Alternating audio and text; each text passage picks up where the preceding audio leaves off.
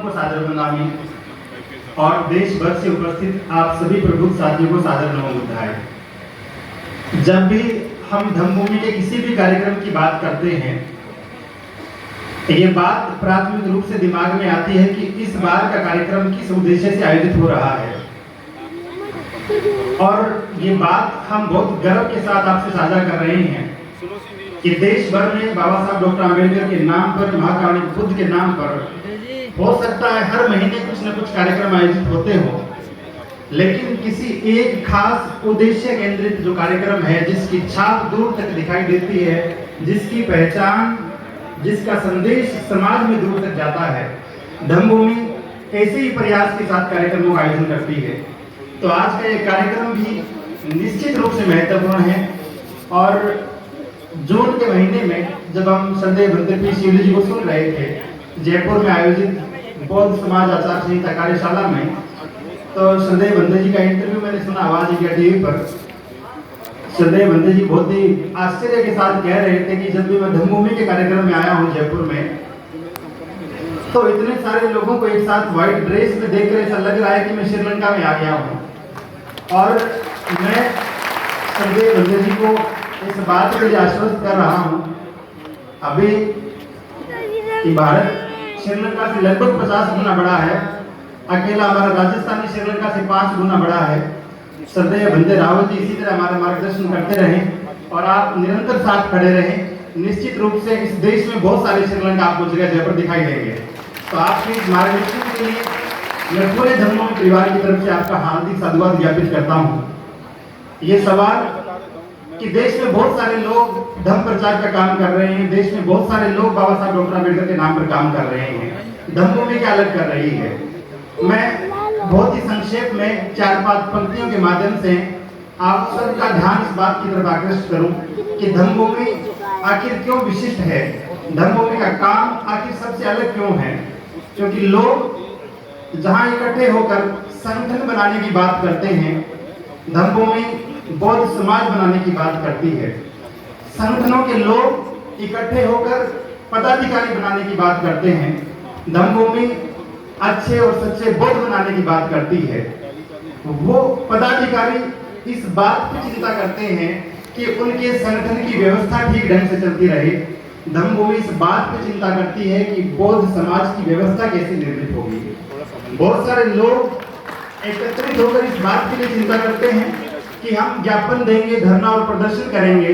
धम्मभूमि हमें बौद्ध आचार संहिता जैसी व्यवहारिक पुस्तिका प्रदान करती है, जो न केवल वर्तमान में बल्कि आने वाली पीढ़ियों को भी निरंतर ये संदेश देती रहेगी कि किस तरह से बौद्धों की जीवन शैली होनी चाहिए, किस तरह से किसी व्यक्ति को बौद्ध बनना है तो उसकी प्राइमरी स्टेप्स क्या होने चाहिए, और बौद्ध बनने के बाद भी उसका पहनावा, उसके प्रतीक, उसकी परंपराएं, ये तमाम चीजें किस तरह से होनी चाहिए।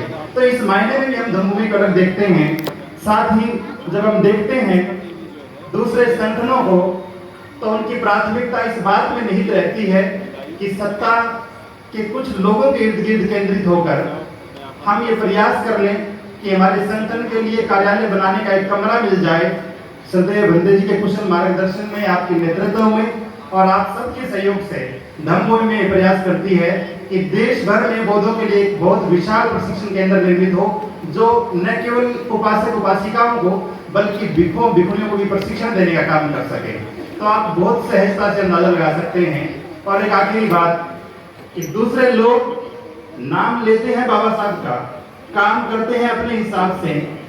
यहाँ श्रद्धेय भंते जी के मार्गदर्शन में हम इस बात को बहुत गहराई से सीखते हैं कि हमारे मन में, हमारे मस्तिष्क में महाकाल बुद्ध की शिक्षाएं हैं, हमारे दिल में परम पूज्य बाबा साहब डॉक्टर आम्बेडकर की विचारिकी है, और हमारे कदम निश्चित रूप से उस दिशा में बढ़ते हैं जो समाज को आगे बढ़ाने का काम करते हैं। और मैं तो व्यक्तिगत रूप से कम अपने आप को इस बात के लिए गौरवान्वित महसूस करता हूँ, अपने आप को इस बात के लिए गर्व करता हूँ कि मैं उस दौर में पैदा हुआ जहाँ परम पूज्य श्रद्धेय भिक्षु डॉक्टर करुणासिंह राहुल जी धम्म प्रचार का काम देश भर में कर रहे हैं। और ये सुखद संयोग न केवल मेरे लिए है बल्कि लाखों युवाओं के लिए है। न जाने कितने लोग हैं। 2-3 छोटे-छोटे उदाहरण बताऊं। जिस राज्य से मैं आता हूं, राजस्थान से, ऐसे दर्जनों गांव हैं वहां जहां दिन में एक बस जाती है। ऐसे दर्जनों गांव हैं जहां ठीक से लाइट भी नहीं पहुंची है, लेकिन उन गांवों में बनी झोंपड़ियों में जो खेतों में दूर दराज में बसी हुई है, वहां श्रद्धेय बंदे जी की सद प्रेरणा से पंचशील की झंडियां लगी हुई है उन झोंपड़ियों पर, और श्रद्धेय बंदे जी की लिखी हुई किताबें वहां पड़ी हुई है। तो ये अपने आप में इस बात को रेखांकित करने के लिए पर्याप्त है कि धम्मभूमि ने कितनी गहराई के साथ, कितने जमीनी स्तर पर उतरकर काम किया है। देश की राजधानी में, देश के मेट्रो सिटीज में काम करना आसान हो सकता है।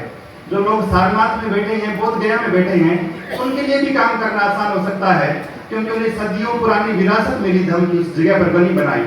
लेकिन ऐसे दूर दराज के क्षेत्रों में जहां लोग ठीक से जय भीम बोलना भी नहीं जानते थे, जहां जय भीम बोलने की सजा आप पर किसी शारीरिक या मानसिक अत्याचार के रूप में हो सकती थी, उस क्षेत्र में धर्म को स्थापित करने का जो अद्भुत काम श्रद्धेय बंदे जी के मार्गदर्शन में हुआ है, और जिस तरह से राजस्थान की मरुभूमि धम्मभूमि में रूपांतरित होने लगी है, मैं पूरे राजस्थान की तरफ से धम्मभूमि को, विशेष रूप से श्रद्धेय बंदे जी को हार्दिक साधुवाद ज्ञापित करता हूँ।